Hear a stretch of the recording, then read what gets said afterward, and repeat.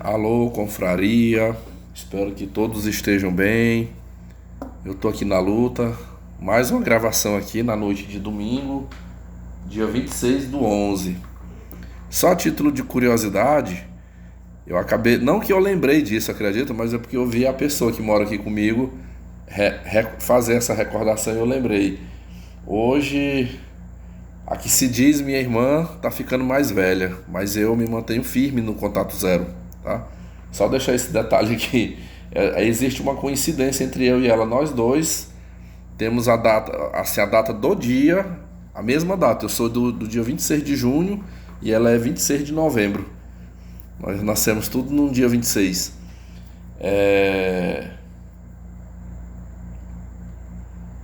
Mas não sei nada. A velha deve ter telefonado. Eu até fiz um pedido. Eu falei assim, que se ela, quando ela tocou no assunto, eu falei, se a senhora for ligar, por favor, ligue no momento que eu estiver lá pro meu quarto. Eu não quero estar perto para escutar, não. E assim aconteceu. Pessoal, eu tô eu tava numa pendência com meu amigo Zion já de meses.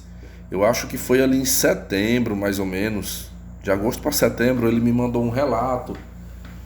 E olha, várias vezes ele me mandava os lembretes e foi enrolando, enrolando, enrolando. Acabou que meu celular encheu a memória. Aí eu tive que fazer uma limpeza de memória e perdi em ter que limpar, né? Os caches, tirar muita coisa do aparelho para liberar a memória. Eu acabei perdendo os áudios. Aí eu entrei em contato com ele me mandou novamente esse áudio específico, que é um relato. Foi um relato que ele me mandou pedindo para que eu fizesse uma análise, era para este canal aqui, o meu, né? Com as minhas opiniões e com as participações de vocês. Mas depois de tanta enrolação, agora eu comuniquei para ele, eu falei, hoje não vai ter enrolação, meu amigo, hoje eu vou botar para acontecer isso aqui, eu vou fazer. E como é que eu já escutei, ó, eu já escutei umas duas vezes, mas eu vou fazer assim, eu vou fazer de conta que é como se eu nunca tivesse ouvido.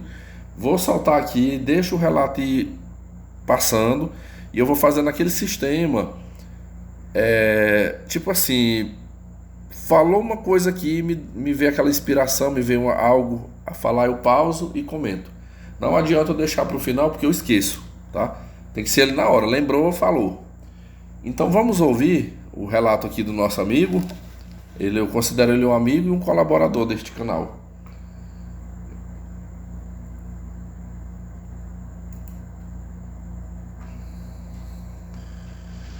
Boa tarde aí, grande Vitão.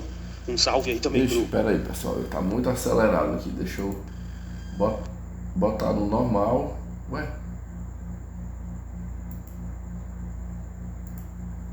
Eu juro que pareceu assim que tava muito acelerado, né? Deixa eu aumentar aqui o som, que tá muito baixo. Pronto, agora vamos lá. Eu vou botar novamente. Boa tarde aí, grande Vitão. Um salve aí também pros confrades aí do canal do Vitão. Eu tô gravando esse depoimento aqui, pessoal, para vocês verem a realidade de um homem bom. O que acontece com ele no fim da vida. Tem muito aquela questão de família que cuida uns dos outros e tudo mais. Então, a história do seu Juca vai mostrar para vocês na prática aqui, eu vendo isso na prática, que isso daí chega de certa forma a ser meio até que um mito. Então vamos lá. O protagonista dessa história vai ser o seu Juca, ao qual vocês vão ver no decorrer do relato o que acontece com um homem bom nessa questão aí dos cuidados e etc. Então vamos lá. Eu vou atribuindo ao longo do relato, pessoal, os nomes aos personagens à medida que for desenrolando a história. Então vai ser bem rápido e eu quero ouvir as considerações aí dos confrades e também a análise aí sua, grande Vitão. Então vamos lá.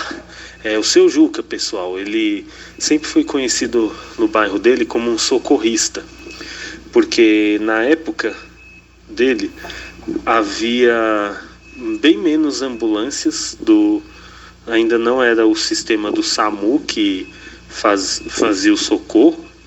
Então ele voluntariamente ajudava a levar pessoas para o hospital. Então ele servia como se fosse uma ambulância voluntária. Carregou mulheres grávidas, pessoas que tomaram tiro, pessoas infartando, tudo quanto era gente que precisava de um socorro ali, não havia uma ambulância, o seu Juca prontamente se oferecia a levar essas pessoas aí a serem atendidas o quanto antes.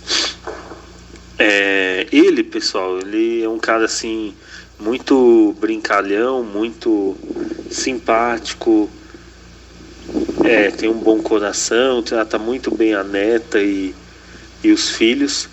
Só que o que eu vou contar aqui vai ser um pouco da trajetória dele, segundo o que eu sei. Então vocês vão ver aí a moral da história.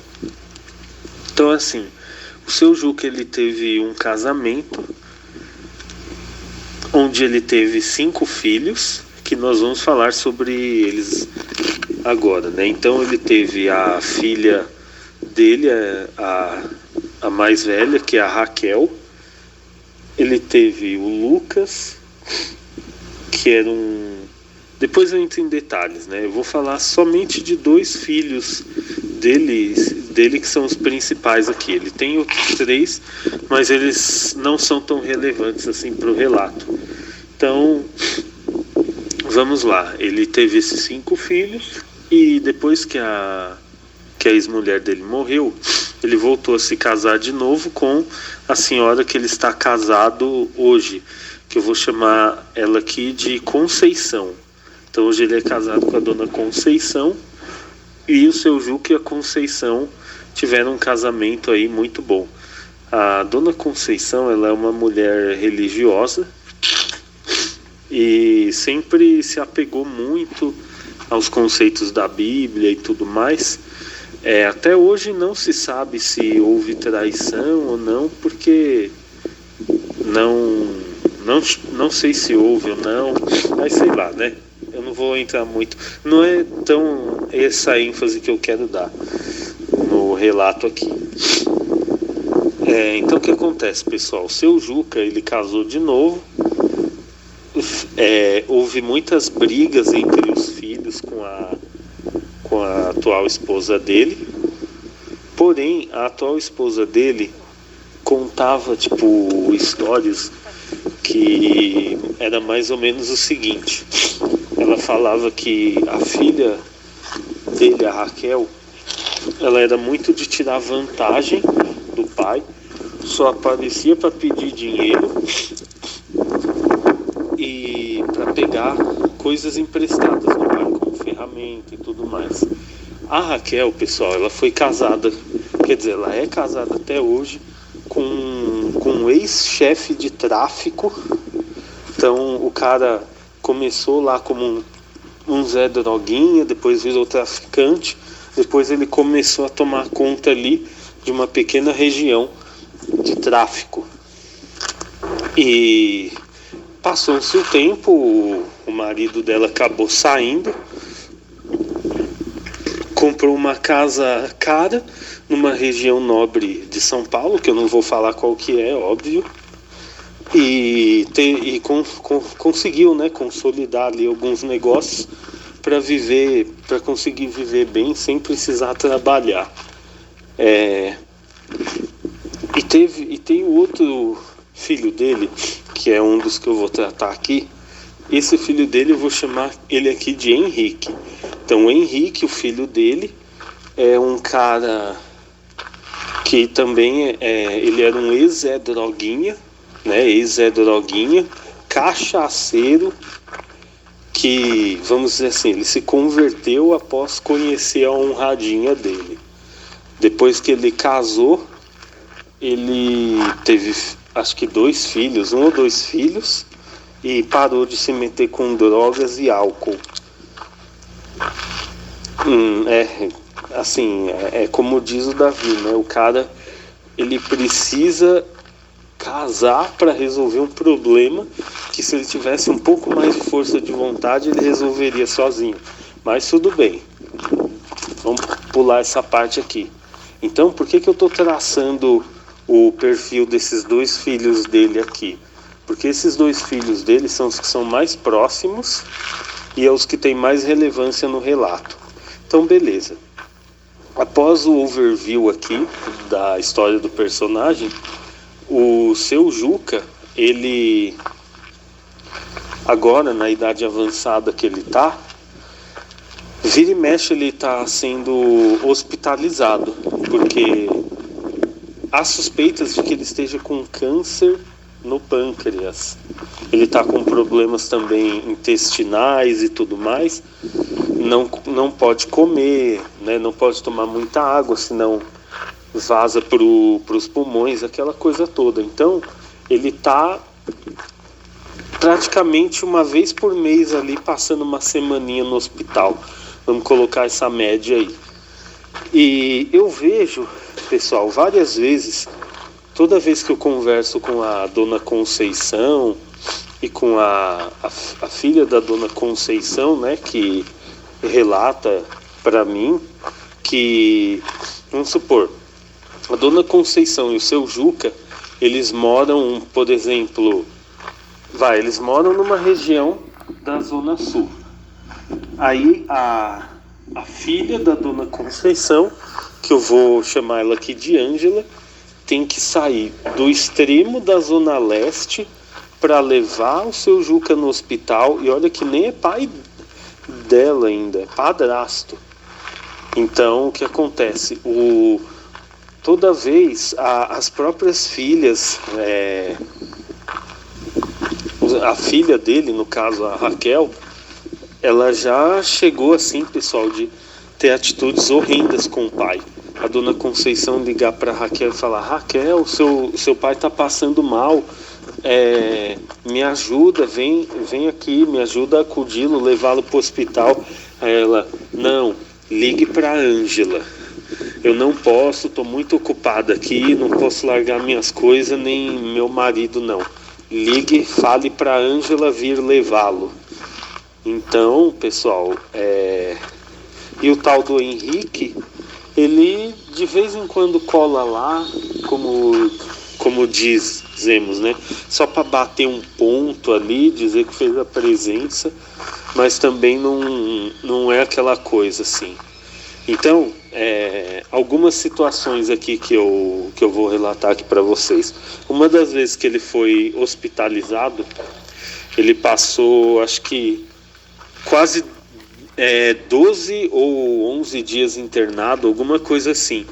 E Raquel nem ligou para saber como que o pai estava. E a dona Conceição me contava assim que o pai deles, aqueles filhos ali, choravam o pai dela chorava de agonia, perguntando: será que Raquel vai vir me ver? E Henrique, né? Por que eles não vieram ainda? E Conceição consolava o seu Juca, falando: calma, eles vão vir, que não sei o que. E todas as vezes que ele passava esse tempinho assim no hospital, o que acontecia? Raquel ligava para dona Conceição para pedir notícias, ao invés de visitar o pai, né? E Henrique até ia, mas depois de muito tempo, para bater aquele ponto lá e ir embora, sabe? E tiveram várias situações nas quais houve coisas assim grotescas que eles... Acho que foi. Pera aí, pessoal. né? Por que eles não vieram ainda? E Conceição consolava o seu Juca falando, calma, eles vão vir, que não sei o quê. E todas as vezes que ele passava esse tempinho assim no hospital, o que acontecia? Raquel ligava para Dona Conceição para pedir notícias, ao invés de visitar o pai, né? E Henrique até ia, mas depois de muito tempo, para bater aquele ponto lá e ir embora, sabe? E tiveram várias situações nas quais houve coisas assim grotescas que eles...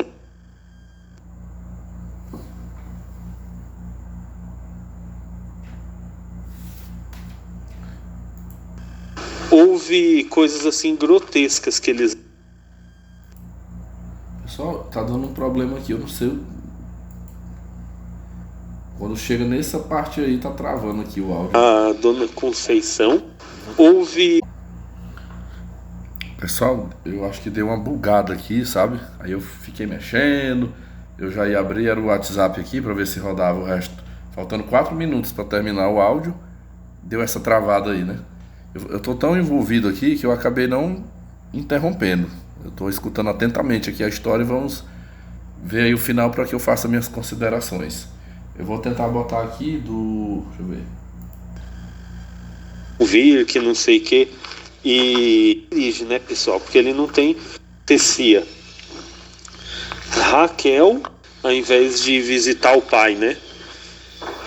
E Henrique até ia, mas depois de muito tempo, para bater aquele ponto lá e ir embora, sabe?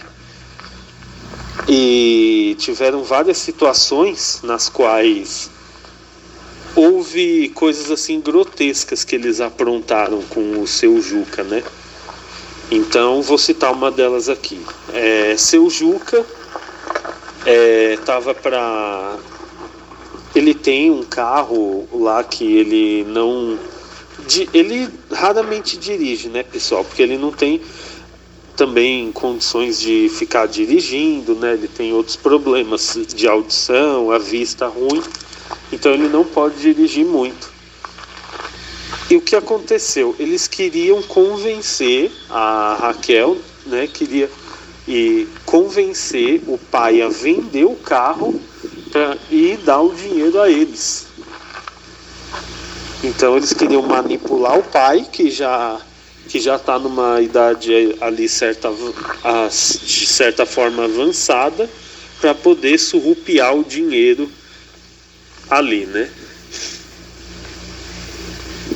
Então esses cuidados que eles negligenciam do seu Juca, eu comecei a observar que cada vez que ele era internado assim com uma certa frequência, mais eles abandonavam assim o seu Juca.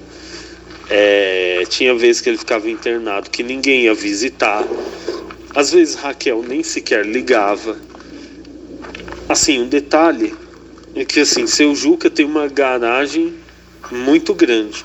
Então ele tornou a garagem dele um estacionamento onde ele aluga vagas, né? Então seu Juca deixa várias pessoas lá estacionar por um valor lá por mês. E o que acontece? Raquel, filha de seu Juca, guarda a van dela lá e os carros dela de vez em quando lá onde seu Juca mora, e não entra para dar um oi pro pai, para ver como o pai tá, não. Só entra, estaciona o carro, sai. E é triste, pessoal, que às vezes ele pergunta para a Dona Conceição, às vezes ele vê os filhos entrando e saindo lá, né? E perguntou, Conceição, era Raquel que saiu? Era Henrique que saiu? Aí o que acontece? Ela fala, eles entraram e saíram aqui. E nossa, nem vieram me dar um abraço, nem vieram falar nada comigo, né? Bem... Isso entristece muito entristece muito ele, porque Dona Conceição sempre me dizia que ele sempre foi de fazer de tudo pelos filhos. Quando a esposa dele morreu, ele criou os filhos sozinho e tudo mais, né? Por mais que casaram, tudo, cada um foi ter sua vida, ele ajudava sempre no que precisava. Deve ter sofrido poucas e boas com a Raquel, que casou com o Zé Droguinha, né, traficante. E a paga que ele recebe é essa. Quando está hospitalizado, não vão visitar, não ligam para saber. Tá passando mal, chama fulana de tal para socorrer, mas não venha me dar trabalho não. Não venha me empurrar problemas, que eu não quero saber disso aí não. Vá com problemas para lá, né? Então, pessoal, resumidamente nesse relato aqui, vocês podem observar como que funciona, o que o homem bom passa para receber cuidados da própria família, desmentindo aí a falácia que familiares aí cuidam uns dos outros. Então, gostaria aí da opinião dos confrades e da análise aí sua aí, grande amigo Vitão. Até uma próxima aí, pessoal, e mais um conteúdo compartilhado aqui.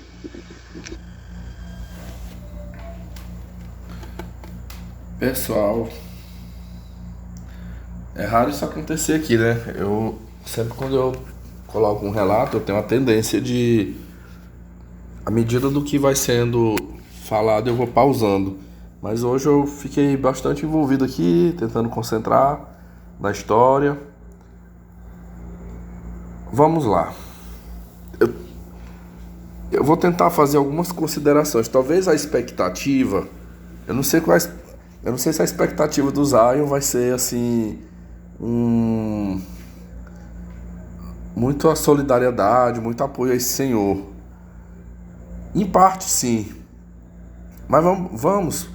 Olha, tem uma frase de Einstein que diz assim, que a mente que se abre a uma nova ideia jamais voltará ao seu tamanho original. Depois que eu passei, um dia desse, uma mulher que acompanha meu canal, ela conversou comigo no PV, aí ela disse assim, eu fiz um questionamento para ela, sabe? É porque eu e ela participávamos de um grupo era o grupo das vítimas de narcisismo. E um grupo que eu fui banido dele, né? Desse que eu participava com ela, fui eu mesmo que saí, para evitar confusão, né? Evitar problemas. E aí eu conversando com ela, eu toquei nesse assunto, né? Eu falei assim, o grupo lá que você participava, que eu entrei também, eu falei, como é que tá lá? Falei, tem muita conversa, tem tido muitas resoluções ali. Aí ela, não, tá parado o grupo, só fica relatos, né? As mulheres vão lá, põem seus relatos, mas é só isso. E aí eu comentei, novamente, eu recordei o fato que aconteceu, inclusive, dias atrás eu vivi essa situação de novo. Como de praxe, eu comentei, tem muita coisa que eu acabo antecipando lá no grupo. Para depois, se for o caso, eu trago aqui no canal. É porque lá é aquela coisa mais imediata, um áudio de grupo, ele é mais imediato. Aqui eu tenho que gravar, tenho que editar, o negócio aqui é mais trabalhoso aqui pro YouTube, né? Aí... Eita, eu acho ruim quando tem música em volta aqui da minha casa, porque é por conta dos direitos autorais. Além de eu não gostar dessas músicas que tocam, tem um problema. Tomara que não... Ou é numa casa, tem 2 bares aqui perto de onde eu moro. Torcer que não apareça, né? Que não apareça muito esse áudio, no áudio aqui, a música. Pessoal, vocês acreditam que um dia desse foi mais ou menos assim. Eu vi um shorts no YouTube. Aí eu cliquei nesse shorts e era um rapaz moreno falando alguma coisa sobre o narcisismo. Aí ele falou assim, clique aqui na descrição, que tem o acesso ao meu canal no YouTube. Não, no YouTube não, no Telegram, no Telegram. Aí eu cliquei e fui bater lá. Quando eu abri, eu percebi, eu digo, esse canal dele começou agora, não sei, porque só tinha 21 pessoas. Aí eu entrei. Na verdade não era canal, era um grupo mesmo. Canal é quando faz aquelas publicações e você comenta ali. Esse era um grupo normal, assim, parecia o WhatsApp, parecia o Telegram, normalmente, enfim. Aí eu vi que tinha 21 pessoas e tava assim parado, sabe? As últimas pessoas que tinham comentado já tinha muitos dias. Aí eu fui vendo umas histórias ali e uma situação idêntica à outra que ocorreu lá em janeiro. Foi no mês de janeiro que eu participei de um grupo grande, um grupo com mais de 200 pessoas que se diziam vítimas de narcisistas. A diferença é que este era menor. Aí eu vi lá uns relatos, era todos em texto. O grupo não dava permissão para envio de áudio, só texto. Aí eu fui lendo e aí eu vi assim, quem era homem ali naquele grupo, que eu percebi além de mim, era o dono do grupo e tinha mais uns 2 homens ali, o resto só mulher. Aí tinha uma senhora lá, tinha uma cidadã lá narrando a história dela e que ela sofreu, que já tinha mais de 20 anos que ela vinha sofrendo, que já apanha, que o cara humilha, que trai. E aí ela externou assim todo o seu sofrimento. Aí no final, não, pera lá. Não, eram vários relatos, teve outro relato de uma mulher que essa já estava com 10 anos, ela viveu 10 anos com um narcisista. Aí o narcisista foi embora, descartou ela. Aí essa já contou mais uma vantagem, que tinha sofrido muito, que adoeceu, que ficou na pior. Aí agora, né, depois de um tempo, ela estava superando. E eu fui marcando aqueles comentários e fazendo algumas perguntas. Por exemplo,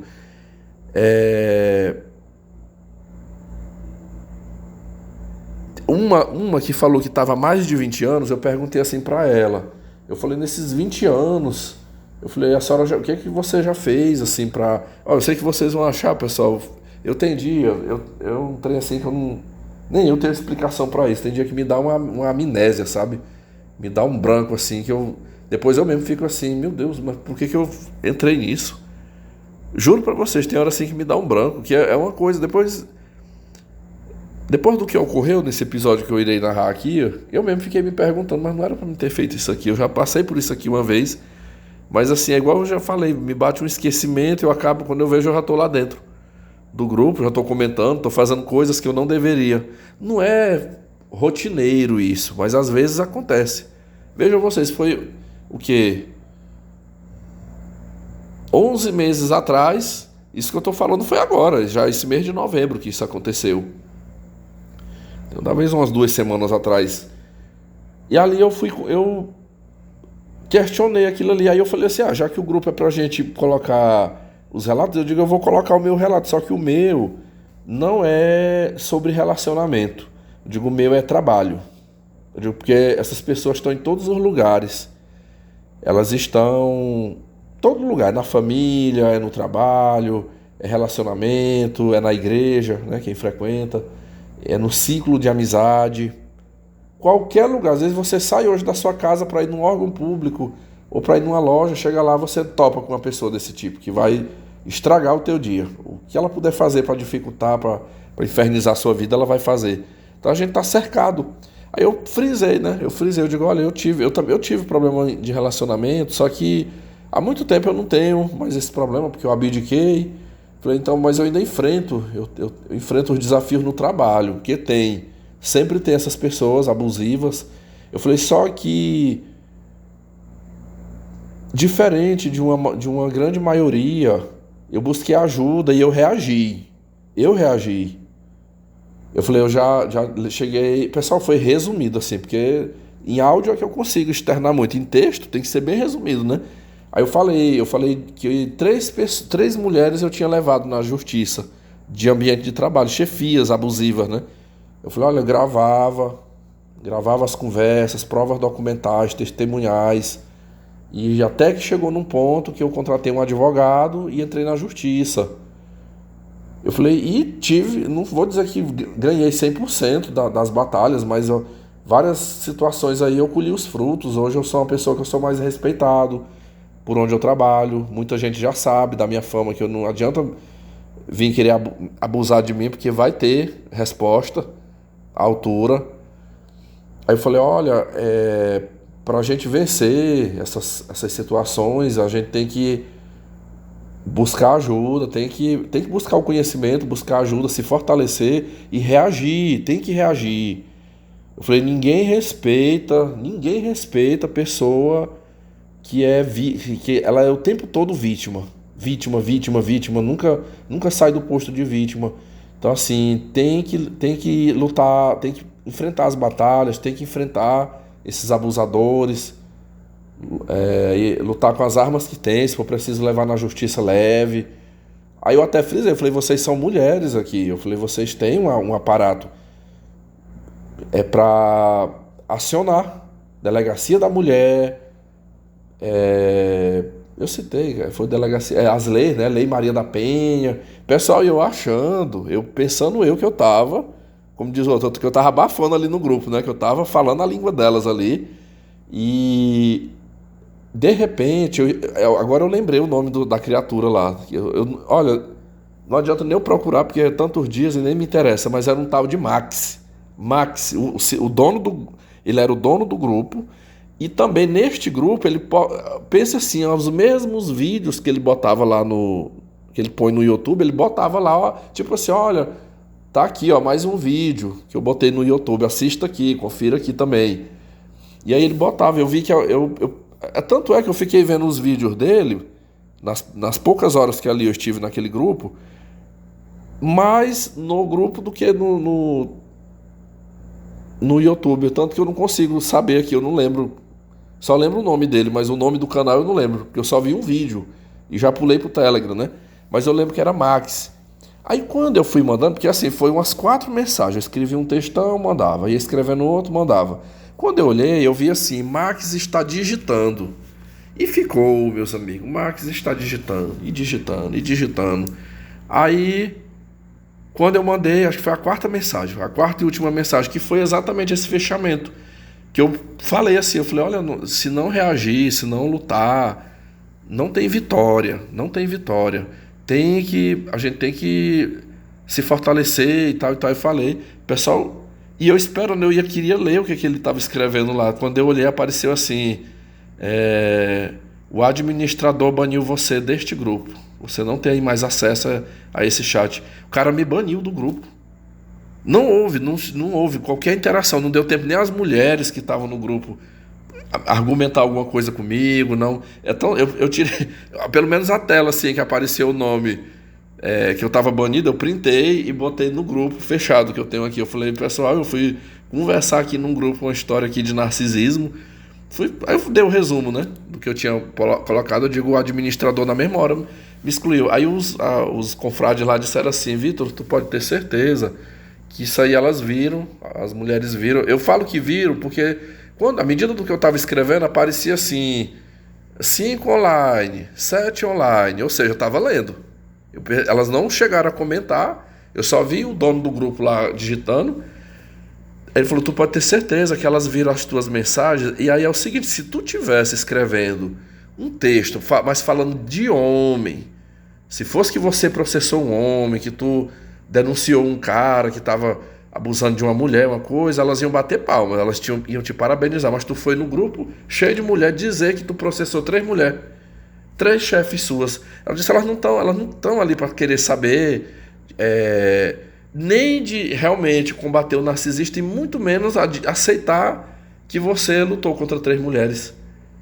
Eu disse, aí você pode ter certeza que elas já correram, elas foram lá no PV do administrador e reclamaram, olha, tem um cara lá falando mal das mulheres, cobrando das mulheres lá, e aí o cara já foi lá e me baniu, não houve réplica, não deu tempo, não houve qualquer interação assim, em cima do que eu tinha posto ali. Isso aqui era até um argumento que era para eu ter posto no último conteúdo que eu botei ali, né? Quando eu falei de pessoas que é difícil assim da gente dialogar, né? Mas por que eu tô... na verdade tinha um porquê lá atrás que eu já nem lembro mais, mas eu vou tentar falar do que eu tô lembrando aqui. Mas eu enfiei essa história lá do grupo e tal, é porque assim, eu falo pra vocês que acho que enquanto eu viver, enquanto eu tiver lucidez, nunca mais eu vou deixar de acompanhar esse tipo de assunto. Pra mim nunca estará esgotado esses assuntos da personalidade, da saúde mental. Eu não digo pra vocês que todos os dias eu fico vendo vídeos desse assunto, não.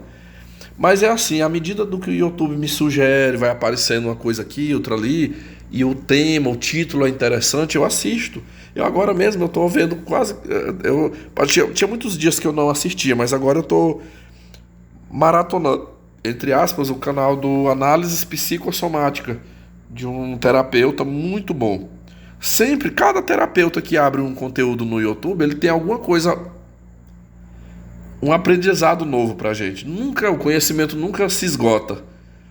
Nunca tá 100% concluso. Ah, não, desse assunto aqui eu absorvi 100%, eu sei tudo. Eu sei 100%. Não. Às vezes um relato, é uma história, uma explicação. Sempre tem algo que a gente vai aprendendo ali com cada pessoa que se propõe a dar essa contribuição. E eu valorizo, eu gosto.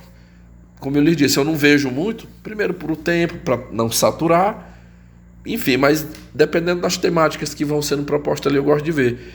E por que eu falei que a mente não volta a ser? Porque quando tu me traz um relato desse, eu não consigo mais examinar uma história dessa de forma leiga, de forma como era anos atrás, que eu olhava muito superficialmente, olhava e ficava, às vezes eu ficava assim, olha como é que eu olhava, eu ia pensar assim, oh, coitado desse pai, né? Coitado, aí ia ficar com pena dele, né? Tadinho, como é que essas filhas tão malvadas faz isso com ele? Ou, essas filhas vão pagar caro, porque o filho que não honra pai e mãe. Eu ia ser, os meus pensamentos fluiria dentro daquilo que a minha mente estava programada.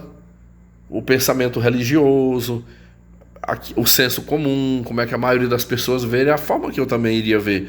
Hoje eu consigo enxergar de uma maneira mais profunda, mais pormenorizada, devido ao conhecimento. Eu falei da jovem que acompanhou meu canal e que me procurou, e aí tinha uma frase, teve uma palavra que ela falou comigo lá, que eu citei ela e não citei a frase, né? Ela disse assim pra mim, ela falou, Vitor, como é que tu quer que as pessoas em um grupo, é porque eu citei pra ela, desse último grupo que eu fui banido, o grupo de 21 pessoas, eu falei pra ela, eu falei assim, fulana, é incrível que... Eu falei, por que as pessoas não aceitam? Eu falei é difícil pessoas que se dizem vítimas de narcisistas superar, se recuperar, sendo que elas não gostam que elas não gostam de serem responsabilizadas por alguma coisa, por si mesmo. Tipo assim, o que é o responsabilizar? Poxa, eu tenho que fazer uma escolha na minha vida. Eu tenho que mudar, eu tenho que redirecionar esse caminho, eu vou ter que cortar pessoas abusivas da minha vida, eu vou ter que botar freios, botar limites, tipo assim, aqueles casos que não tem como sair de perto, aqui eu vou ter que botar limite, eu vou mostrar para esta pessoa que ela não vai fazer isso comigo. Se ela fizer, vai ter a resposta. Na medida certa eu vou ter que dar a resposta para ela.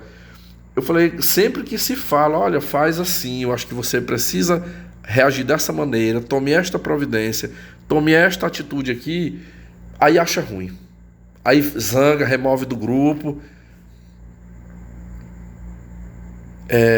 Quando eu fiz terapia em 2018, eu me lembro que o terapeuta falou assim pra mim, que já teve casos de pessoas surtar. Mulher, homem, surtar. Quando a pessoa levava um problema pra se vitimizar, aí talvez na segunda, na terceira sessão, ele falava, não, mas pera lá, o problema é esse, né? Mas olha aqui, ó, ele disse que botava o espelho, não, mas você também tem que, para poder resolver isso aqui, você vai ter que fazer isso, você tem que mudar nisso, nisso. Ia botando ali, né? Aí disse que a pessoa entrava em surto, xingava ele de tudo quanto era nome, seu desgraçado, infeliz, me dá vontade de te matar, seu desgraçado. Quebrar as coisas dentro do consultório, quebrar um jarro, alguma coisa e ir embora, sabe? E não voltar mais, não voltar. Então tem muita gente, isso aqui eu já falei, eu estou repetindo isso aqui, é uma fala repetitiva minha, mas tem muitas pessoas que elas querem ouvidos, ela quer o ouvido do psicólogo, ela quer o ouvido dos amigos para contar seus dramas, não é de fato em busca de uma solução real. Tipo, de verdade, assim, olha, eu tô com esse problema. Às vezes até abre a boca e fala, me ajude, o que que eu faço?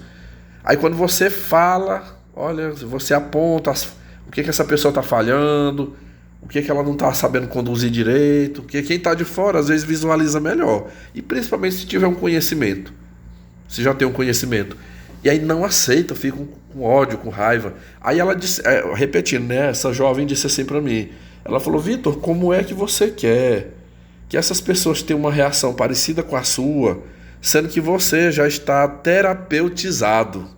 Eu nunca nem tinha visto essa palavra, né? Mas acho que ela criou, não sei. Você está terapeutizado, muito, muito bem instruído, preparado. Eu concordei parcialmente com ela, de certa forma eu consigo, mas assim, para eu hoje ser um homem terapeutizado, isso significa o quê? Que lá atrás, quando eu era um leigo, quando eu não tinha informação nenhuma, e diante das adversidades, dos problemas, eu tive a humildade de buscar o conhecimento, buscar ajuda, só que todas as ajudas que eu busquei, eu não tive essa reação. Eu nunca xinguei meus psicólogos por onde eu passei, eu nunca xinguei amigos, pessoas próximas que me alertaram, até que me criticaram, que chegou e falou, olha, mas o teu problema não vai resolver enquanto tu estiver agindo dessa maneira.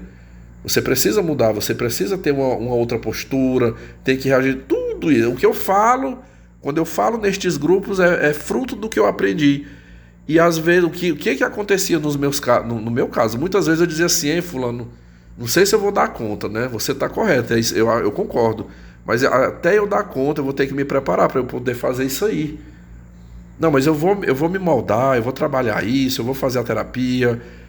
Talvez eu não consiga agora, mas lá na frente eu consiga. Outras situações eu já dizia, olha, eu consegui. Já estou fazendo dessa maneira, já mudei assim, tomei tal atitude. E ali eu vou colocando, mas jamais atacar. Não atacar a pessoa que veio, que está ali disposta a me dar uma orientação, um conselho bom. Mas infelizmente a grande maioria não tem não reage da forma como eu reajo, né? A forma como eu encaro as coisas. Esse caso, vamos ao caso aí feita aí essa parte, eu vou falar agora do senhor. Caramba, eu esqueci o nome do homem. Deixa eu. É Conceição. Acho que é Juca, né? O seu Juca. Deixa eu ver bem aqui, peraí. Eu soltei de novo aqui o áudio, só para ouvir o nome. É Juca, né? O seu Juca. Olha, vamos lá. O seu Juca, você trouxe um relato dizendo que o seu Juca foi casado 2 vezes, que ele, entre um casamento e outro, ele cuidou das filhas, de um filho e de uma filha do primeiro casamento. Aí, pelo que eu entendi, parece que ele casou com uma mulher que também já tinha filhos, ele ajudou a criá-los, né? Que são seus enteados. E que exatamente os filhos biológicos, quando ele se encontrou na velhice doente, ligaram foda-se, né? A filha não se aproxima, não ajuda, e o outro vem assim só visitar para fazer a capa, mas também não é de estar ajudando muito, né? E que uma enteada, que não é sangue, foi apenas criada ali e tal, se mostrou muito mais doadora com ele do que a filha biológica. E aí você cita que você achou um absurdo, né? O tanto, assim, aparentemente, pelo que eu entendi na sua narração, trata-se de um senhor humilde, um homem trabalhador, uma pessoa de boa, né? De bem. E por que isso estava acontecendo? Por que essas filhas... Olha, eu esses dias, essa semana, eu gravei 3 conteúdos já e tá posto aí, falando dessa temática, Zion, de pais. Porque eu lido com um público infanto-juvenil.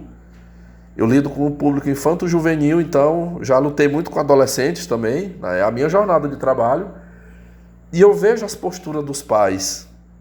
E olha, é incrível como o comportamento, isso eu posso falar com toda frieza aqui, sabe, e certeza, o comportamento das crianças e dos adolescentes, eles refletem o que eles recebem em casa dos pais. A dinâmica como o pai e a mãe lida com os filhos é a forma que a gente vê na escola. Eu tenho vários alunos, às vezes eu acabo focando mais em falar dos alunos mais problemáticos, mais difíceis de lidar, Mas eu falo que é um time, né? Eu tenho um time que dá ali praticamente a metade da sala de uns meninos e meninas super gente boa. Super gente boa.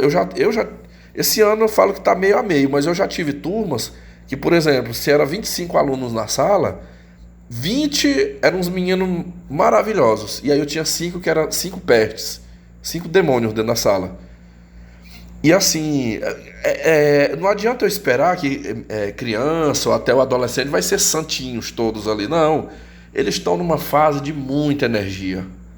A pulsão de vida vibra ali dentro, é muita energia para ser gasta. Olha, só para vocês terem uma ideia, eu tenho uma dinâmica de manhã. Para que aluno não fique naquele entre e sai da sala para beber água e no banheiro, eu faço assim. Foi um combinado que eu fiz com eles. Olha, quando você chegar às 7 horas da manhã, ou você já traga sua garrafa de água, vá no banheiro da sua casa, ou então você chegou às 7 horas, já vai no banheiro se você tiver, porque das 7 até às 8 da manhã ninguém vai sair da sala. Quando der 8 horas em ponto, nós vamos todo mundo lá no fundo lá da escola, que é onde tem o banheiro e os bebedouros. Falei, nós vamos sair todo mundo 8 horas. Aí você vai, se a sua garrafa de água secou, você encha. Se você está com vontade de ir no banheiro, vá no banheiro. Aí retornaremos para a sala. E aí só 9h15. 9h15 você vai ter 15 minutos para você sair para o lanche, novamente, beber água e ir no banheiro. E acabou. Acabou. 9h30, de 9h30 até as 11h, acabou o negócio de ir no banheiro. A não ser se tiver algum aluno aqui, sei lá, que tá com a crise renal, tá com uma coisa. A mãe trouxe um atestado aqui comprovando. Aí esse aluno eu vou abrir uma exceção para ele, de 9h30 às 11h, ele poder estar indo no banheiro. Eu não vou nem falar de diarreia, porque se tiver com diarreia eu já mando ir embora logo. A gente já liga para a mãe e carrega para casa. Eu digo assim, um caso que tem que estar toda hora indo no banheiro, né? Aí, enfim.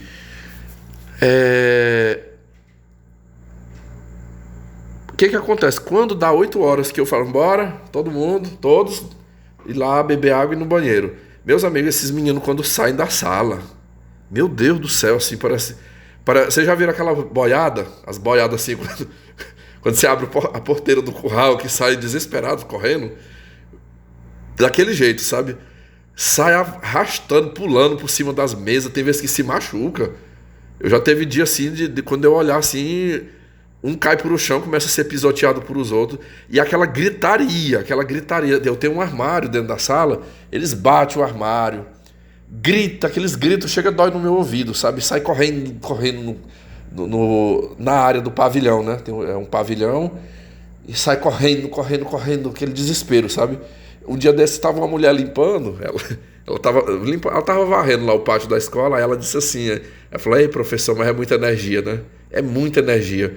Eu falei, não, eu nem ligo mais, é impossível, não tem como eu lutar contra isso aqui, eu não consigo controlar. Aí eu deixo, sabe?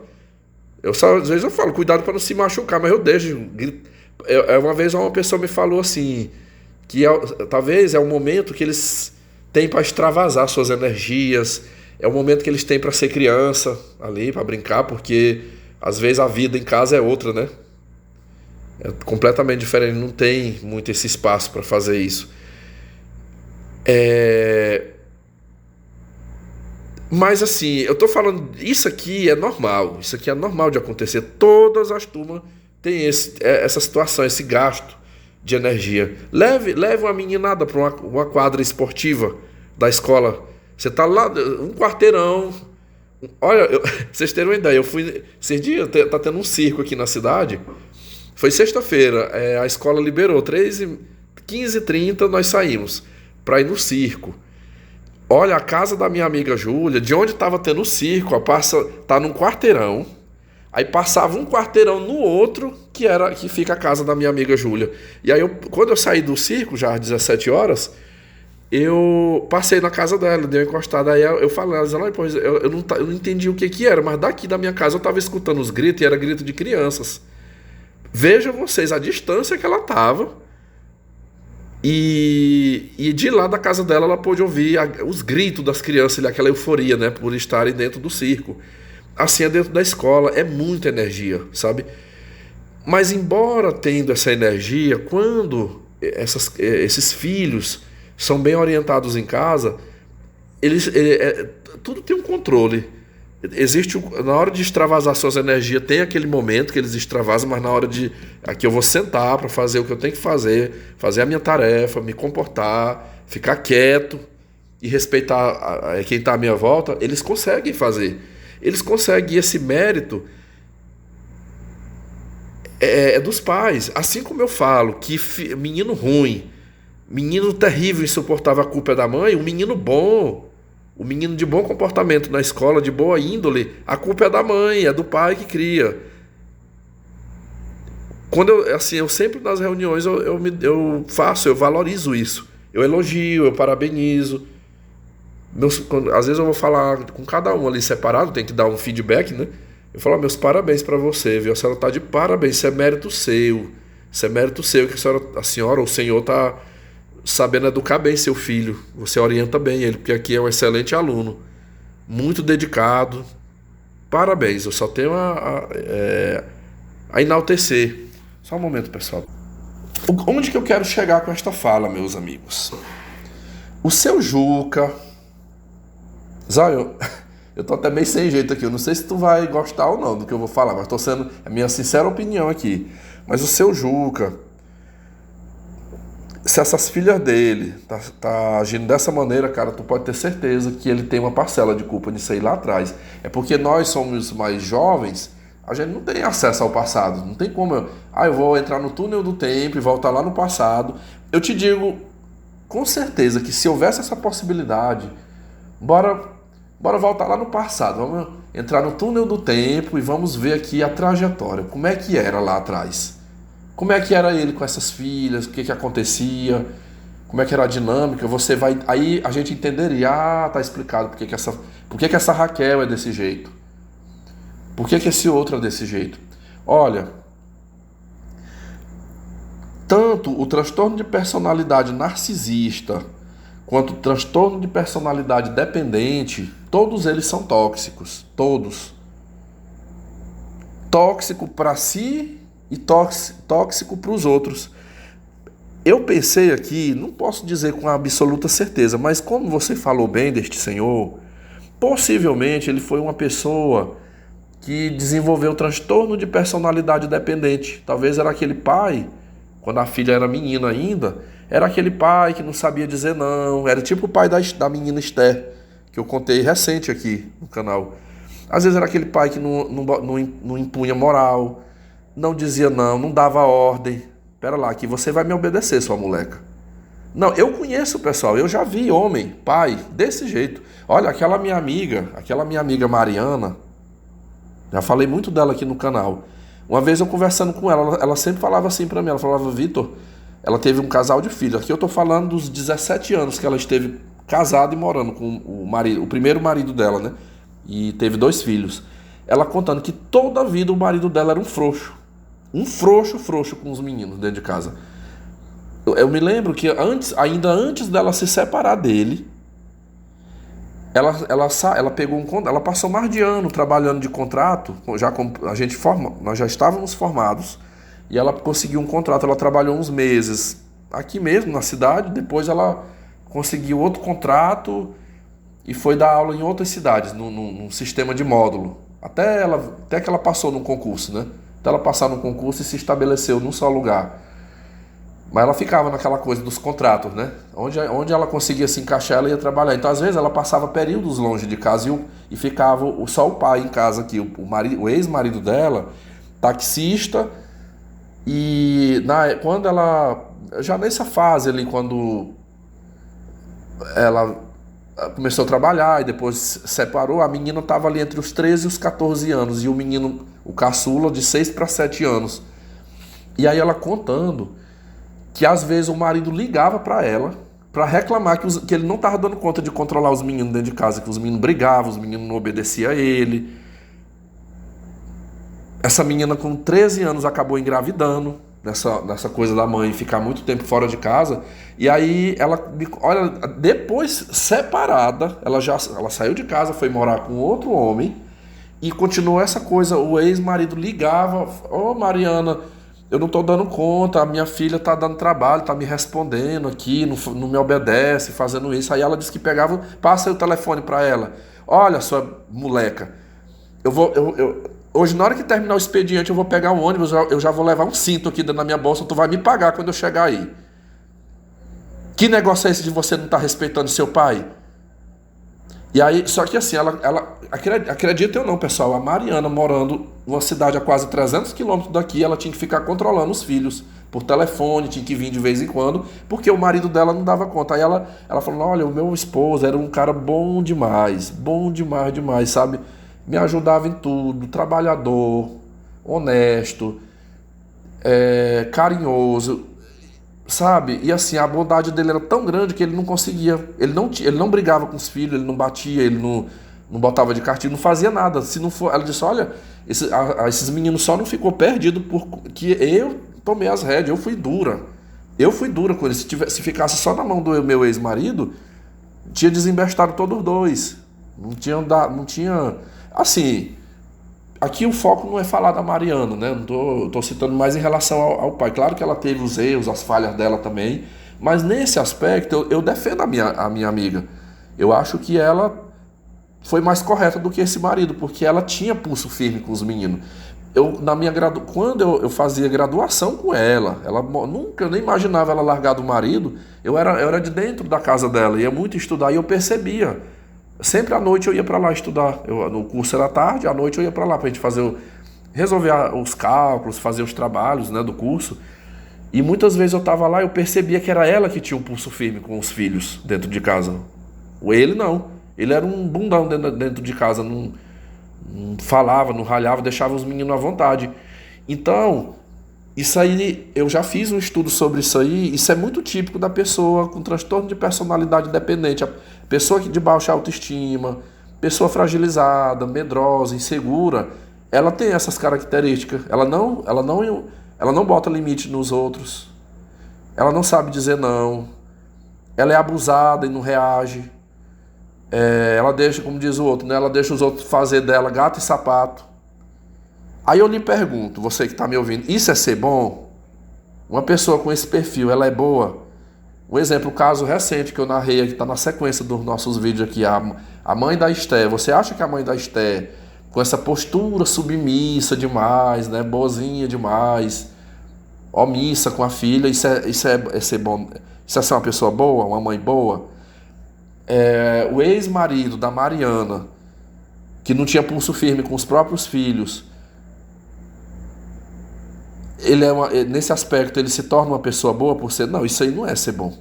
Não é, me desculpe, mas não é.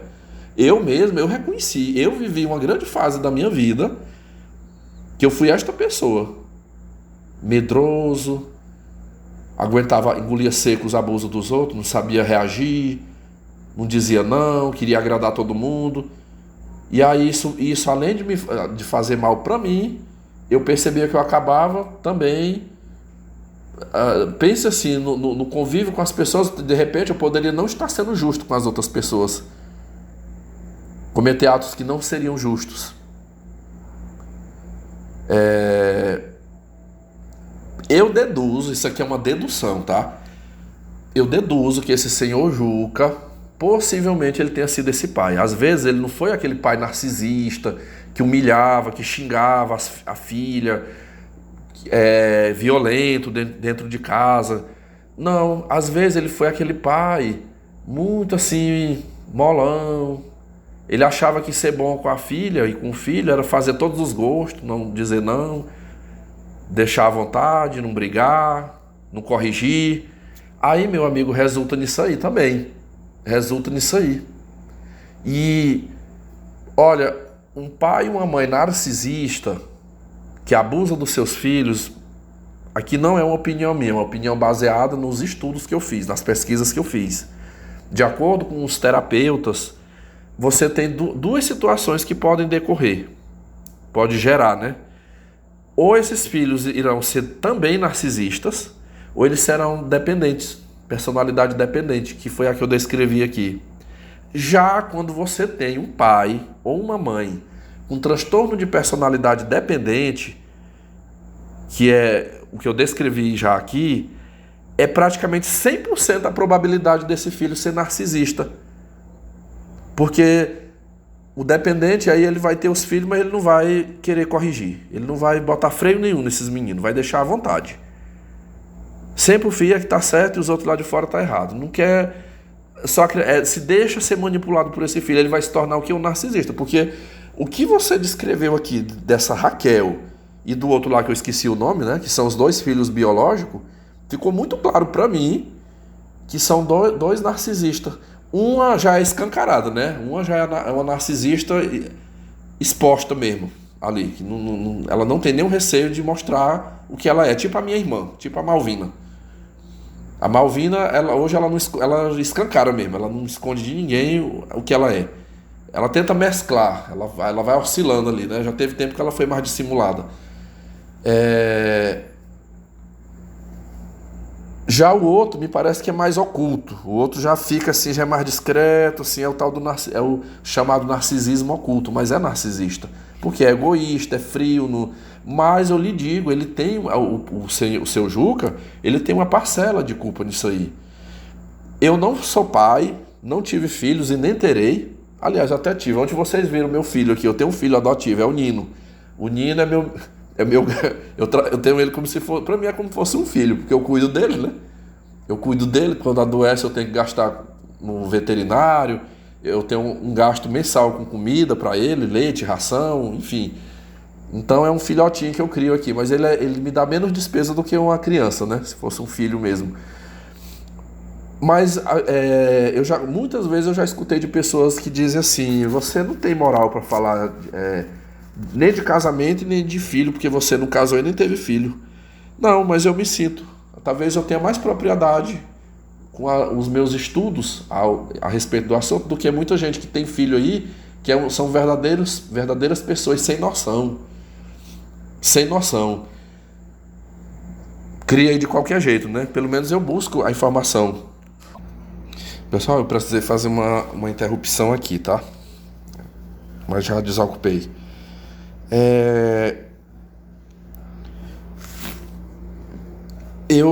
O que eu consigo concluir? A minha conclusão é a seguinte: eu acho que o padrão ideal de... Eita, o meu gato entrou aqui. A interrupção foi isso, pessoal. Eu fui deixar ele entrar aqui dentro do meu quarto. Agora ele já quer sair. Só um momento. Tu quer sair, né, seu danado? Pois sai, pronto. Não sei por que ele saiu, porque o quarto tá frio aqui, tá bem frio, aí nem sempre ele gosta da frieza. Pronto. Continuando. Segunda interrupção. Mas eu já tô quase concluindo esse assunto aqui, pessoal. Eu sempre ouço dos terapeutas, eles falam o que é o bom? É o meio termo. É o meio termo. Então, seja pai e mãe, a pessoa que está criando, às vezes é a tia, é a avó que está exercendo essa função maternal ou paternal, que seja, é o meio termo. É você tem que dar amor, carinho, atenção, cuidados, mas de um outro lado você também tem que representar a lei, a regra, o limite, sabe? Tem que orientar, tem que disciplinar. Disciplinar que eu falo é criar uma rotina saudável. Olha, aqui você vai ter os horários certinho para cada coisa. Não vai ficar largado aí, ficar o tempo todo só assistindo televisão, ou só dormindo, só no celular, não. Vai ter várias coisas aqui que você vai ter que cumprir. E valorizar isso, sabe? Valorizar os feitos, valorizar a boa conduta, tudo que se conquista, que se alcança no passo a passo. É o afeto de um lado e a regra, né? As regras caminhando ali alinhado. Eu acredito que quem consegue fazer dessa forma terá um filho mais equilibrado mentalmente, com bom senso, uma pessoa mais centrada, mais cabeça. Quando não se faz dessa forma, ou mima demais, né? Mima, quer agradar demais, vai ter uma pessoa narcísica. Se maltrata demais, poderá ter também narcísico ou dependente. E nenhum é bom. Nenhum é bom. Eu falo para vocês como uma pessoa que desenvolveu transtorno de personalidade dependente. Isso aqui não foi psicólogo, não. Fui eu mesmo que me dei esse diagnóstico. Eu pesquisando muito, lendo, vendo vídeos, eu me vi como detentor desse problema, desse mal. Transtorno de personalidade dependente. Eu vou até aqui, deixa eu ver. Olha, possível, talvez, é uma fala aqui baseada no meu achômetro. Talvez se eu tivesse gerado um filho, se eu tivesse tido um filho quando eu tinha 20 anos, 25 anos, possivelmente eu teria sido esse tipo de pai. Aquele pai que não ia conseguir controlar esse filho. Não ia conseguir, ia ficar com medo de desagradar, medo de dizer não.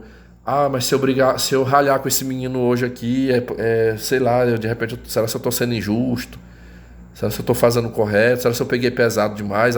Quem é dependente sofre desse problema, fica se martirizando e pensando e preocupado e se questionando, sabe?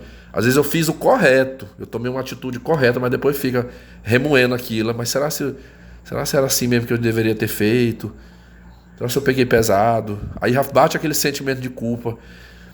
Eu acho que hoje, eu não quero, né, mais ter filho, mas se de repente ainda fosse um desejo, eu acho que hoje eu estaria mais bem preparado para ter um filho. Eu acho que de quando eu descobri, a partir do momento que eu descobri o que é o narcisismo, todos esses transtornos, e passei pela terapia também, eu acho que especialmente aí nos últimos 3 anos, no máximo 4 anos atrás, vamos botar de 2019 para cá, com tanto conhecimento já absorvido, mas muito, muito mais, especialmente hoje, se fosse para eu conceber um filho, eu acredito que eu estaria mais estruturado e mais bem preparado. O estruturado, não falo aqui de financeiro, eu falo aqui, ó, a mente, para saber como lidar, porque não é, olha, você criar um ser humano, educar um ser humano não é fácil, meus amigos, não é fácil. Eu às vezes, tem dias que eu falo lá no grupo assim, que num mundo ideal, um sonho maravilhoso, né? O certo era haver por exemplo, para dirigir não tem que ter habilitação. Por exemplo, para a pessoa ser médico não é exigido uma formação, a pessoa tem que fazer um curso, muitas vezes tem que fazer uma prova. Quem faz medicina fora do Brasil tem que revalidar o diploma, acho que até outros diplomas, né, que são adquiridos no exterior, tem que fazer o revalida aqui, que é uma prova. Concurso público, você tem que provar a sua capacidade, as suas habilidades por meio de um exame de conhecimento, às vezes até exame de saúde. Por que para ter filho não é exigido nada, né? Por exemplo, para estar hoje numa sala de aula, eu tive que passar por uma graduação, um concurso público, e todo ano tem formações. Todo ano a gente passa por treinamentos, geralmente 2 treinamentos por ano. Olha, eu vi 2 colegas minhas lá da escola, quinta e sexta, elas não deram aula porque elas foram participar de uma formação exclusiva para as séries que elas trabalham. De vez em quando a gente é liberado para participar de treinamentos, antigamente chamava-se reciclagem, né? Hoje chama formação, é a formação continuada. Ou seja, eu como professor, para lidar com filhos dos outros, eu tenho que estar sempre me capacitando, sempre atualizando conhecimentos, me especializando. Mas pai e mãe não. Qualquer pessoa sem a menor sanidade mental gera filhos, é o que eu mais vejo por aí. Bandidos têm filhos, gente com transtorno tem filhos, gente doente mental, esquizofrênicos, doentes mentais mesmo. Uma renca de filho aí, porque não existe não é exigido nenhum critério para a pessoa botar um filho no mundo. Mas como eu estava dizendo, num mundo maravilhoso, um mundo dos sonhos, né, que nunca vai existir, deveria ser criminalizado uma pessoa botar um filho no mundo sem ter um mínimo de requisitos a ser preenchidos ali. Você vai ter uma permissão, você terá permissão para se reproduzir, mas você vai ter que comprovar que você está saudável, que você não tem nenhuma doença mental, nenhum transtorno. Aí sim, você estaria apto a ter filhos, né? Poder ter um filho. Ou, no caso, uma vez diagnosticado, se aquilo tem solução, se aquilo tem uma... Então, tudo bem, você pode ter, mas você vai ter que se tratar primeiro. Quando tiver provado que você tratou, que você está bem, que foi superado isso aí a gente te dá uma permissão de você ter filho. Caso contrário, gerou um filho sem ter preenchido os requisitos, comprovado ali, cadeia, vai pra cadeia. Tipo, teve esse primeiro aqui, pois é, você vai passar 30 anos na cadeia, que é pra você não repetir esse erro novamente. Mas não é, isso aí eu tô falando, isso é só um imaginário meu, né? Porque na prática, no campo da vida concreta, isso nunca vai acontecer. Quem não deveria ter nenhum filho é quem mais tem. Eu percebo isso. Quem não deveria ter nenhum tem 5, tem 8. E aí é um ciclo, sabe? É um ciclo maligno, é um ciclo perverso, porque vai se disseminando, sabe? É vicioso, assim, sabe? Vai se desdobrando em escala exponencial, matematicamente falando. Por exemplo, esse senhor aí, esse seu Juca, né? Ele gerou esses 2 filhos, aí criou, de alguma forma lá, acarretou. Aí tá todos os 2 casados. Mas você pode ter certeza que essa Raquel e esse irmão dela, lá no casamento, lá com os filhos deles, é do mesmo jeito. Ela já tá repetindo isso aí. Aí os netos do seu Juca, que certamente estão sendo criados dentro de uma zona de abuso, de incongruência, enfim, quando eles estiverem adultos, e aí é sem fim. Sabe, é sem fim, 50 anos, 100 anos, isso estará se repetindo, nunca acaba. Eu creio, né, que no meu caso, eu acho que eu consegui romper esse ciclo, porque de mim não passou para frente, né? Inclusive, eu tento, na minha função, que eu exerço, às vezes até ajudar os que ali estão, né? Eu queria aqui eu queria ler aqui um comentário, porque depois que eu já tinha publicado o conteúdo aqui, foi que eu fui ver esse comentário de um confrade. Eu gostei muito da fala dele aqui, eu vou ler essa fala, aproveitar a ocasião. Eu estou falando de um assunto que ainda tem a ver, encaixou certinho, né? Eu estava falando de um assunto e esse relato do Zaio encaixou assim perfeitamente no que estávamos conversando. Teve um confrade aqui que ele deixou um texto, e o que ele falou também já tinha passado em algum momento. Eu não lembrei, foi de argumentar na hora que eu estava gravando aqui. Deixa eu tentar encontrar aqui. Acredito que rapidão eu encontro. Achei o comentário, vamos lá. Foi um perfil intitulado assim: Essa sou eu. Parece um perfil feminino, né? Uma foto de uma mulher, essa sou eu, mas os comentários, a forma do texto parece masculino, né? Parece que é um homem com um perfil masculino aqui. Mas independente disso, eu vou considerar, como meu canal ele é mais assistido 99% por homens, eu acredito que seja um homem aqui. Ele disse assim, ó: Salve Vitão. Vitor, não me leve a mal, mas você deve matar os resquícios de ginocentrismo ou gadismo que ainda há em você. O que eu quero dizer com isso? Você não deve se meter em problemas de colheres. Elas que resolvam os problemas delas. Neste caso, a Emissol e a Esther que se lasquem, se arrebentem. O máximo que você deve fazer é intimar a mãe sobre o comportamento da Esther. Isso é o máximo que você deve fazer. Não tente salvar mulher nenhuma, pois mulher não tem empatia pelo sofrimento do homem. Se fosse um menino, aí sim eu ajudaria com todas as minhas forças. A Red Pill faz com que tenhamos empatia pelo sofrimento do homem. Empatia em salvar somente os homens. Pega a visão, Vitor. Você sabia que você pode até se lascar na mão da Esther? Vai que esse projeto de Jezabel te acuse falsamente de assédio sexual ou estupro? Abre o olho, Vitão. Queremos o seu bem. É a você que me escreveu esse texto. Muito obrigado. Eu gosto quando a pessoa manda. Isso aqui foi tipo uma crítica, foi um apontamento de uma falha minha, mas assim, você fez ela muito bem feita. Muito obrigado, viu? É o que eu sempre digo, é possível a gente aconselhar o outro sem agredir, sem humilhar e sem ofender, expor, e eu acho bom. Quando eu trago essas demandas aqui, eu gosto disso aqui, ó. Isso aqui me ajuda muito, tá? Fiquem à vontade. Até você que escreveu, eu vejo que você sempre tem participado aqui. Obrigado por você dedicar o seu tempo para ajudar não só a mim como a todos, porque um conselho desse aqui serve não é só para mim, né? Serve para todos que acompanham aqui. Essa frase final, eu te digo que passou também na minha cabeça. Me passou na minha mente não antes da mãe ter me mandado aqueles áudios que ela me mandou. Até antes dos áudios eu estava me sentindo seguro, porque eu sentia assim que a mãe estava concordante comigo. A mãe estava num pensamento alinhado ao meu. E ali eu pensei, não, a gente vai somar forças aqui para tentar ajudar a fazer alguma coisa, né? Essa coisa da falsa acusação vindo de meninas é muito... Não vou dizer que não aconteça sem a interferência de alguém, mas ela é mais propícia quando tem alguém por trás. Tipo a mãe, a avó que buzina ali no ouvido. Quem não se lembra do caso daquela minha tia, a Gerundina? A Gerundina fez isso, ela orientou a neta para forjar uma falsa acusação de estupro contra o marido dela, o Leôncio.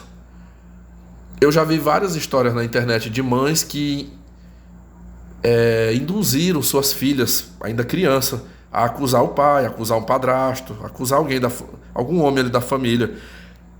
Como eu disse, pode acontecer de uma sozinha, da cabeça dela, ela tirar uma ideia dessa, pode até acontecer, mas é mais raro. Geralmente é quando... Então por isso que eu não tive esse medo. Porém, depois que ela mandou os áudios e eu acabei cometendo o erro de argumentar em cima, de ainda falar coisa, não era pra ter falado. Aí me bateu esse medo, sabe? Me bateu esse medo, eu até fiquei assim, essa menina agora, respaldada ali pela mãe, né? A mãe passou-se pro lado dela, acredita nela, enfim. Essa menina, eu não sei qual é o... Hoje eu tenho uma percepção que o ser humano com 10 anos de idade já tem um brilzinho, sabe? Já tem um brilho. E um pouco essa menina bem aí, ela pode ficar com ódio de mim e até querer cometer uma retaliação. Mas nós já estamos na reta final.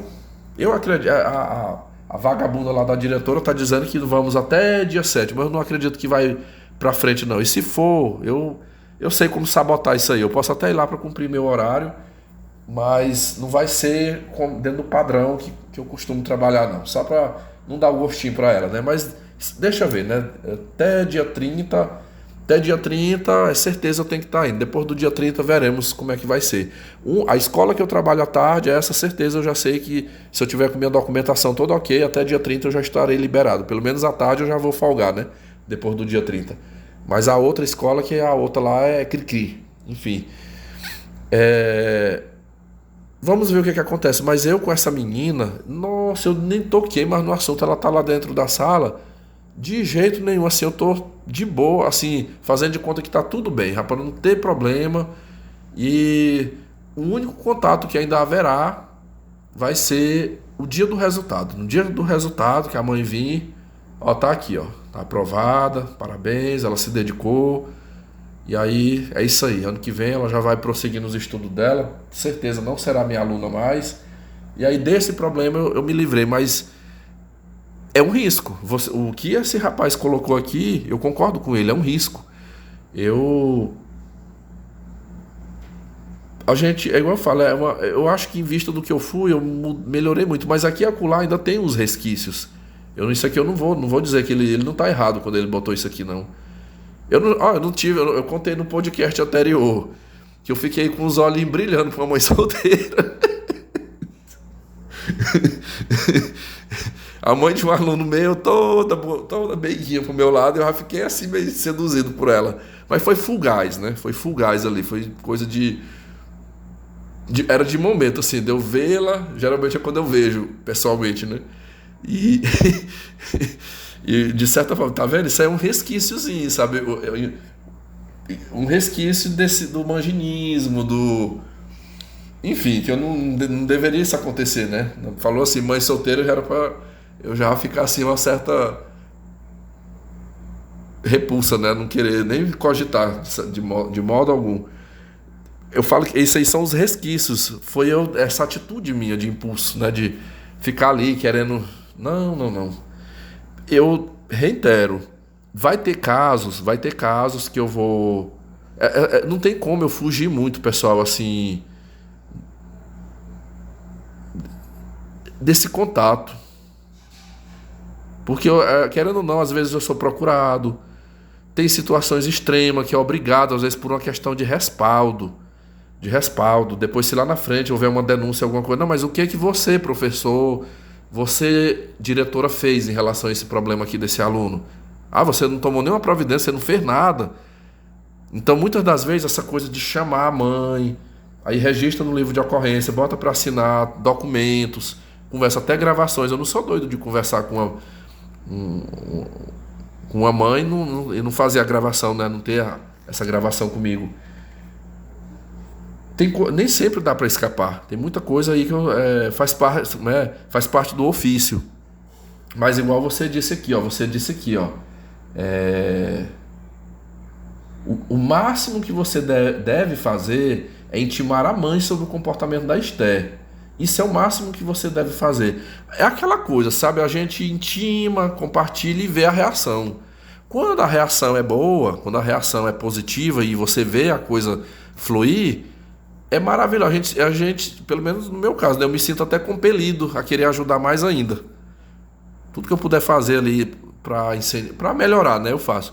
Mas deu um sinal negativo de perversidade, de maldade, que vai contribuir com o mal, com esse mau comportamento do filho, aí ó, que é exatamente o que eu estou fazendo com a cidadã lá, né? Como se diz, amarrar a viola, né? Botar a viola no saco e sair de cena.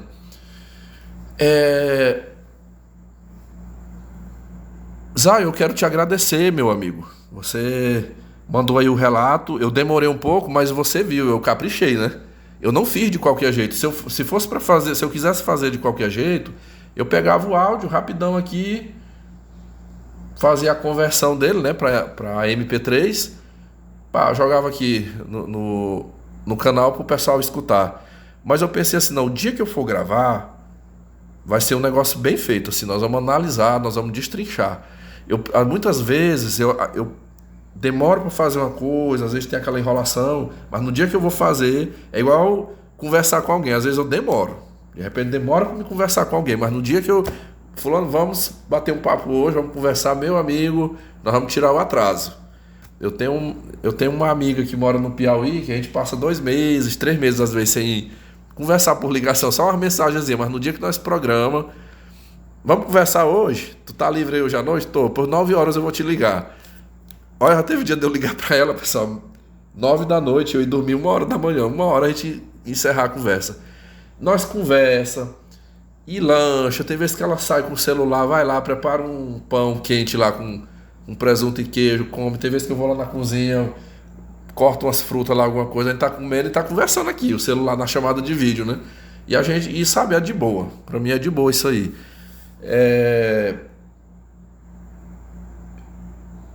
Eu tentei aqui expor da melhor maneira possível.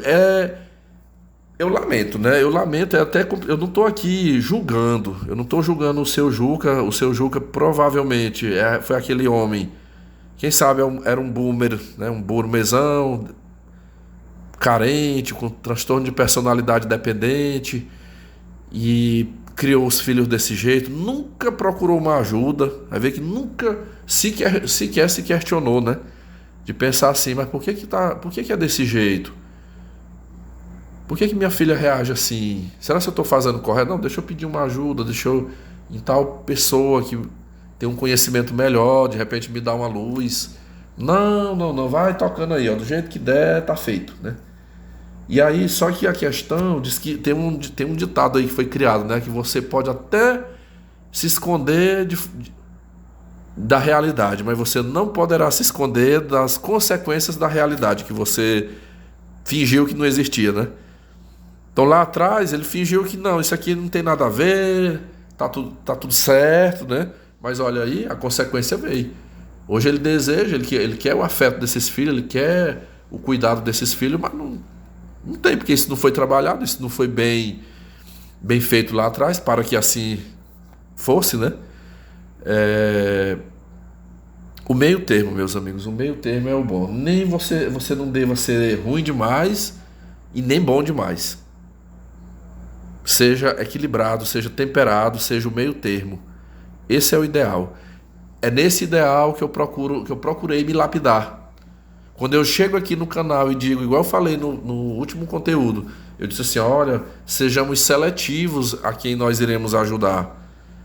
Façamos um filtro, não saiamos a ajudar, como dizem lá nas igrejas, sem olhar a quem. Fazer o bem sem olhar a quem. Tem que olhar sim, examine, procure, né? Eu contei o caso lá da professora, amiga minha, que a aluna dela, que ela salvou ela do suicídio, depois foi lá e matou o rapaz, filho da outra professora, né? Depois eu fiquei pensando, né? Às vezes foi de impulso aquilo ali na hora. Eu sei que ela não esperava, mas às vezes tem muitas pessoas que você vê diante de uma mazela, de uma situação ruim, e aí, vamos ajudar, e você olha lá, não, mas por que essa pessoa... Se questione por que a pessoa tá daquele jeito.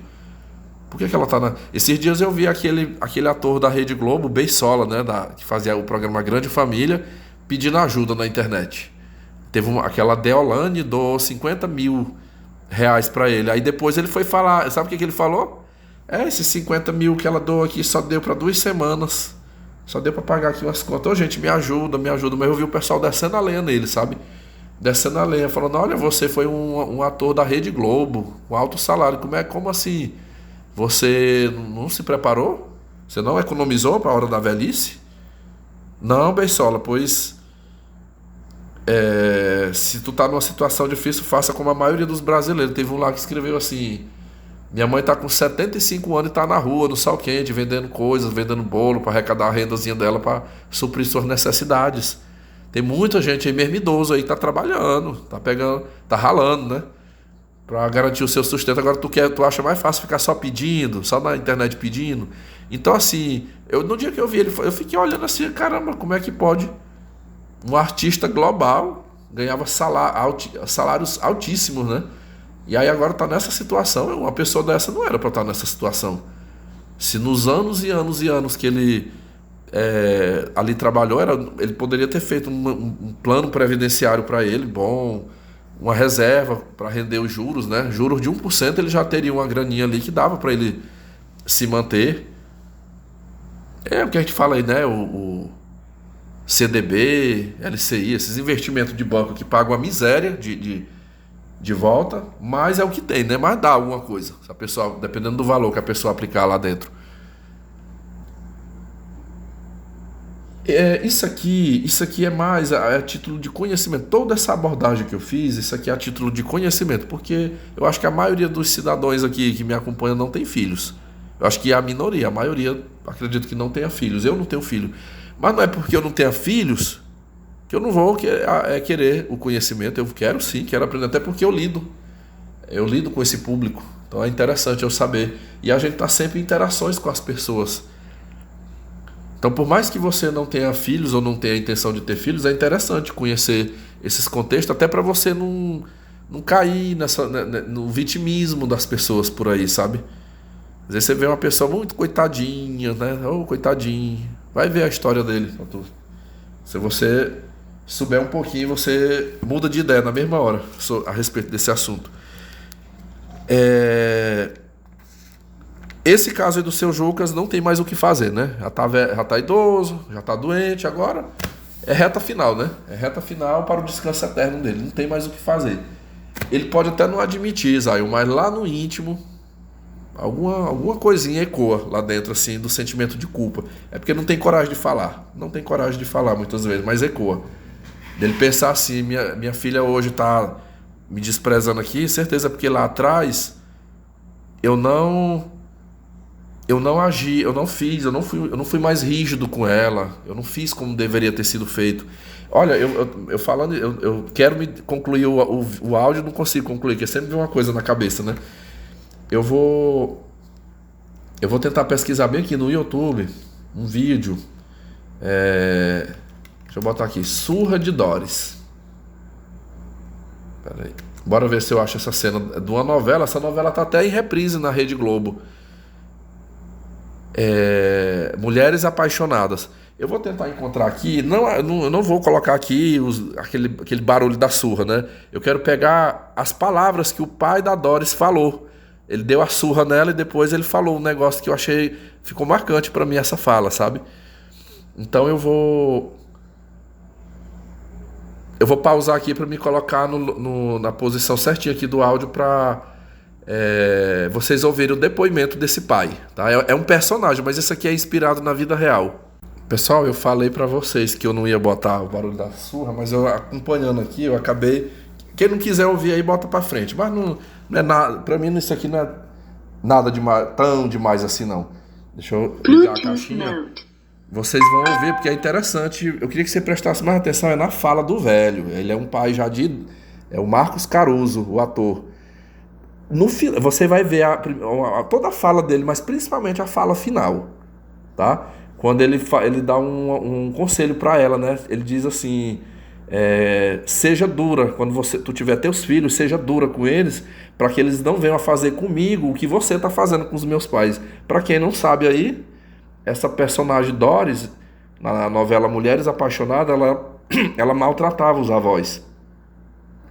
Ela foi uma personagem, eu lembro, foi em 2003, há 20 anos atrás. Ela foi odiada, essa personagem. Inclusive, eu tive informações até que foi graças a essa novela que se criou, o Estatuto do Idoso, né? Porque foi escancarada essa situação aí. E na novela, eu assisti essa novela. Agora eu não estou revendo ela, não. Mas lá atrás eu assisti quase que na íntegra essa novela. Era perceptível. A mãe era completamente coparticipante, cúmplice da filha. E meio que esse aqui ficava de escanteio ali, trabalhando, e não exerceu muito a função de pai. Quando ele quis exercer agora, já com a filha adulta, né? Já depois de adulta. Então vamos ouvir. Isso aqui é uma cena, tá no YouTube, a surra Doris apanha do pai. Mulheres Apaixonadas. Foi porque o motivo da surra foi porque ela maltratava os avós dela. Pessoal, tem umas cenas nessa novela que dá raiva, sabe? Você dá raiva assim de ver ela humilhando. Isso nem quando eu ri. Eu tô com uma mistura aqui, ao mesmo tempo que dá uma emoção de lembrar, mas me dá vontade de rir também. Assim, a gente sentia raiva dela. Uma vez a própria atriz comentou que ela chegou a ser agredida na rua. Uma vez ela ia passando, uma pessoa pegou um jornal assim, deu uma lapada nela com um jornal e xingou ela, e aí ela deu uma entrevista até no Fantástico, falando: gente, eu não sou a Doris, eu sou a Regiane Alves, por favor, eu não sou a Doris. Porque muita gente não separava, né, o personagem da atriz. Mas vamos lá, vamos ouvir aqui.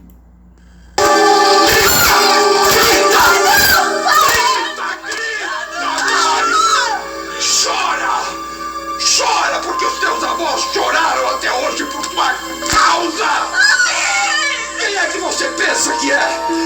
Pra maltratar duas pessoas que até hoje só te deram amor e carinho! Onde é que você esquece o teu coração, Doris? Cada vez que você volta pra tua casa, lá no hotel, com a tua amiga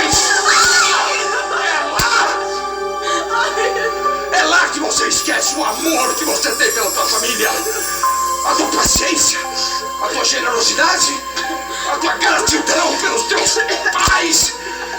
Você ri pros amigos, Doris, ri pro namorado, ri pros vizinhos, ri pras pessoas mais estranhas. E aqui dentro, você fecha a tua cara, como se a tua família fosse o quê? Um traste! Nós somos um traste! Responde! Ai, para, pelo amor de Deus, para!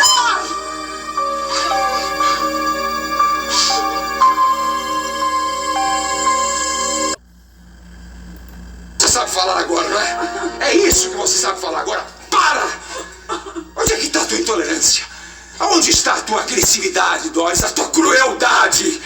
Tudo isso que você devia deixar fora dessa casa quando você põe os pés aqui dentro. Não, para! Aqui me chama a atenção ele faz uma pergunta para ela, né? Onde está a tua generosidade, né? Onde está o teu coração? Eu me deu vontade até de rir. Eu senti vontade de rir quando eu vi ele fazendo essa pergunta, porque Não tem, a filha dele não tem isso, não foi desenvolvido isso. Aí ele faz a pergunta, onde é que está a tua crueldade, né? Agora se falar assim, onde está a tua crueldade, está dentro dela, isso aí é perceptível, né? Mas bondade, amor, carinho, talvez ele deseje que ela tenha isso, né? Onde é que está? Cadê? Onde é que você escondeu? Mas não tem, não tem. A essa altura do campeonato, não tem mais, né?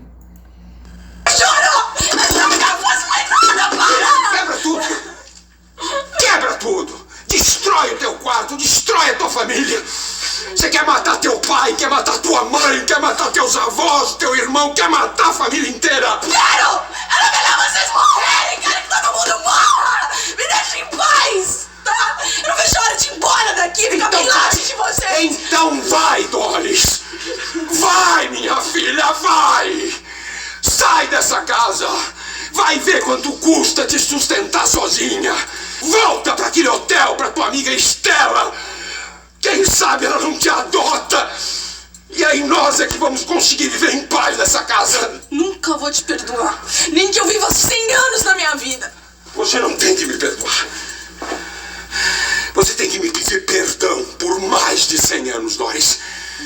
Aí, eu não sei se eu vou te perdoar.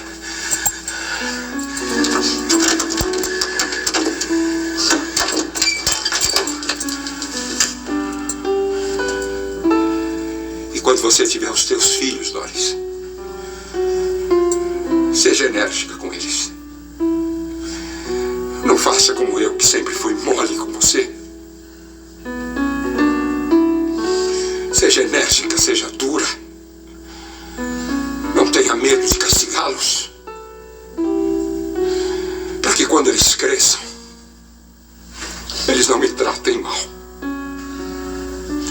A mim e a sua mãe, como você tem tratado mal o meu pai e a minha mãe. Vocês ouviram aqui a fala dele? Creio que todos ouviram, né? Seja dura com os teus filhos, porque não seja como eu fui, um mole, né? Ele mesmo admite.